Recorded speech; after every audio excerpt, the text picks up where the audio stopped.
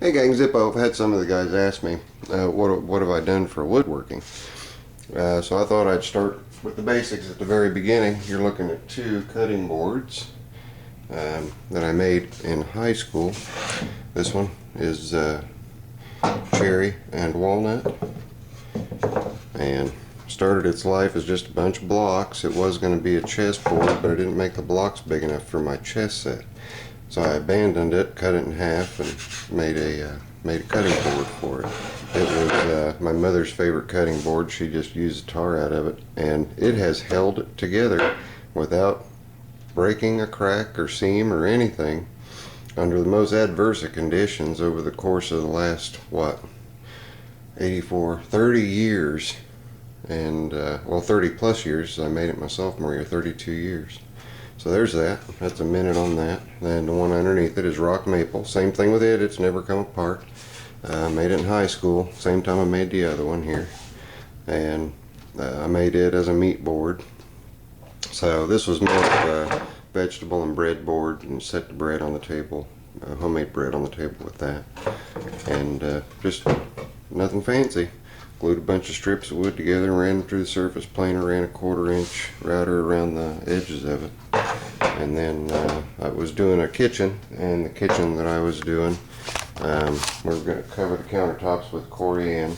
So I grabbed up the cutouts from the sink and from the range input and made a cutting board. It had the front fascia edge, that tan edge at the bottom. And when they cut it out, there was a little support block on this side and on that side. So it worked out real nice as far as being able to sit level. And this one is pretty much, unless I just grab something quick, because that weighs probably 6 or 7 pounds. That material is really dense. And for anybody who wants to know, if you can get yourself a piece of corian, do something like this. Cut directly on it, go ahead and get scratches on it, and then take your random orbit sander or a third sheet or 1/4 sheet sander, and just go over the board with 220, and you can upgrade to 400 afterward if you want. But that's it, and that's even how they prep the countertops after they are finished installing them, is just by using a random orbit sander. I got a dog ready to come in here, I think. Nope, not yet. Wipe your paws before you come in. Okay, now let's trek into the den where we've got the wood stove, and we'll swing around, and you see this shelving unit here. When I was a senior, I'd done build everything that was on the docket to build. In fact, by the time I was a sophomore, I had. So I was given free rein in the wood cabinet and grabbed out the shelves are made out of cherry, and the legs are made out of cherry also, as well as the framing.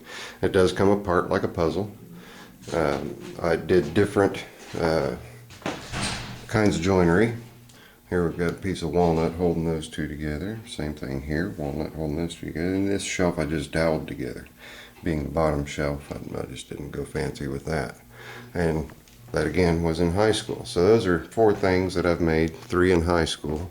And let's zip on around in here to the den. Well, let's go ahead and show this.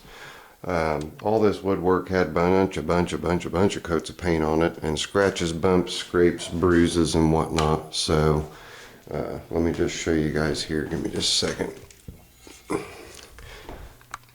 I'll show you here on this door frame. You can see right here this pocket. Yeah, I can see daylight. I need to reseal in there. But you can see this hole. Now my dog's ready to come in. It's real hard to see, but if I can get the right light angle, you'll be able to see it. There. From right there down to right here, I spliced a piece of oak into it, matched the grain and color as best I could before staining. And then we come down, and you can see here's where another lock was attached, and there's another piece that I splayed in there. And you can't feel them, but if you really look for them, you can find them. The cornices at the top of the ceiling, those were made by me. The shelving here, the windowsill, they were both made by me. This is the side of the house that took on the most weather. All the wood that, like I say, was repaired. Um, it just took countless hours to get the paint off all this woodwork. Pulled it all off the walls and then reinstalled it. Most of it went into brick. That's a solid brick wall, an entry wall. This is not, so these were just nailed in. But these over here is kind of cool. All the woodwork that was attached to the brick, they would bore a hole into the brick, put a wooden dowel in, and you would nail into the wooden dowel that would split the dowel and hold the woodwork in. So when I put everything back together, I did it all identical, the same way. And also underneath each of these shelves is signed and dated by me at the time that everything was made. So, and then the piece de resistance, so to speak. This, I got one dog ready to come in. I made this china cabinet because this was the dining room. You can see the light going on there, and I'm at 6 minutes, which isn't too bad. Okay, that's an old Ezra James from 1972, and it is still full. Seal's never been broken on it. It sloshes around. It's kind of cool. Made this cabinet, and you can see the glass shelves. That was the most expensive part of the entire project, and that was because, I don't know if you can see it in the glass right there. If we got good enough light. Yeah, you can kind of see it right there. Etched into the glass. These are tempered glass shelves.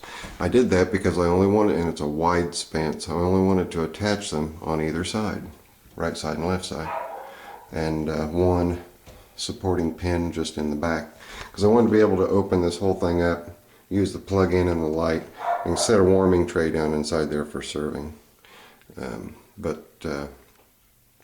I'll go ahead and step back so you guys can get a look at the whole thing. But before I do that, I'll go ahead and open the bottom and show you the kind of storage that it's got. And you guys will notice it's got a flat back. That's because ductwork is running behind it. And this unit is also freestanding. It's two pieces. It goes clear 10 feet from the floor to ceiling.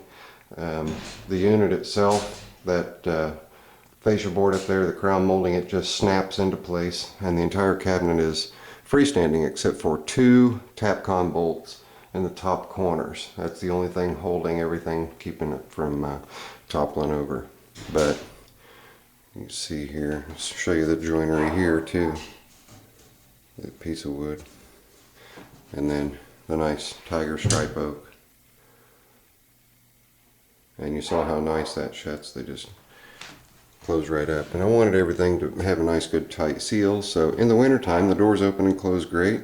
In the summer not so much because the house moves about 3/8 of an inch. But you can see plenty of room. Got a KitchenAid mixer down there, a big Oster mixer, so tons of room. But let's go ahead and step back and we'll take a look at the whole thing. We're just at 8 minutes. We're not doing too bad. So, all right. If we can get the whole thing, sweep my vacuum cleaner's what I used to clean the pool table with. But here we go. See if we can get up and not get too much of a glare here. There you go. That's the whole thing. Of course, more storage up there. But that's a little bit of what Zippo does. There's some other furniture that I've made over the times, and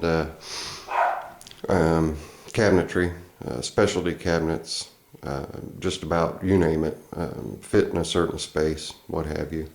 Which was the case with this one. There was a very large, ugly cabinet that only had 6-inch deep shelves that you can actually still see the marks on the floor from it.